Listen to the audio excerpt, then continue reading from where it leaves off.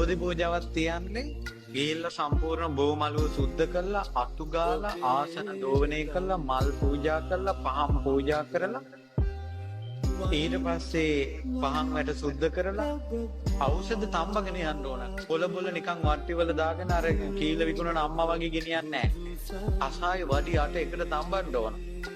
තම්බල හොඳ ඖෂධ පාත්‍රයක් හදාගෙන භාග්‍යවතුන් වහන්සේට පූජා කරලා ඉඳ ගන්න ඕන.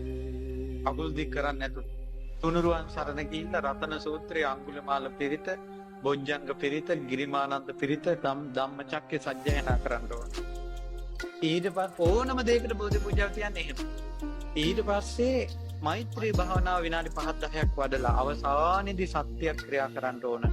බෝධීන් වහන්සේ දඹදිව වජිරාසනේ කැන නැගී මගේ බුදු සමිඳුන්ට සෙවන සැලසූ බව සත්‍යයි. සම්බුදු වෙන මොහොතේ ඔබ වහන්සේට සෙවන සැලසූ බව සත්‍යයි. සක්මන් කරන මළුවට සෙවන සැලසූ බව සත්‍යයි. යමක මහා ප්‍රාතිහාර්ය පාන මොහොතේ පාවඩයක් වූ බව සත්‍යයි. බුදුරජාණන් වහන්සේගේ සතියක් නේත්‍ර කැල්මෙන් පිදුම් ලැබූ බව සත්‍යයි. දෙවියන් ඔබ වහන්සේට වැඳපු බව සත්‍යයි. රහතන් වහන්සේලා බෝධීන් වහන්සේට වැඳපු බව සත්‍යයි. දක්ෂිණ ශාඛා වහන්සේ ලංකාවට වඩම්මපු බව සත්‍යයි. අනුරාධපුර උඩමළුවේ වැඩ සිටින බව සත්‍යයි. අෂ්ටඵල බෝධීන් වහන්සේලා දෙතිස්ඵල බෝධීන් වහන්සේලා වැඩ සිටිය බව සත්‍යයි. මේ උතුම් බෝධීන් වහන්සේගේ අනුභවයේ සත්‍යයි. මමද මේ බෝමළුවට පැමිණ මළුපෙත් මං අමදා මල් යහ සෝදා මල් පුදා පහන් දල්වා වතුරවා ඖෂධ පූජා කරපු පිම්බලයේ සත්‍යයි.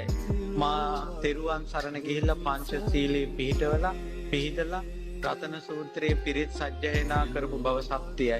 මෛත්‍රිය පැතුරු බව සත්‍යයි.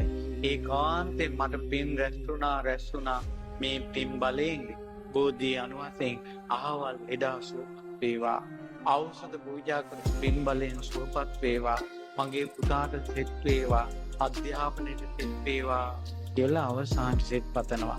ඔය විදියට කළොත් සෙත් සැලසෙනවාද නැද්ද? සැලසෙනවාමයි.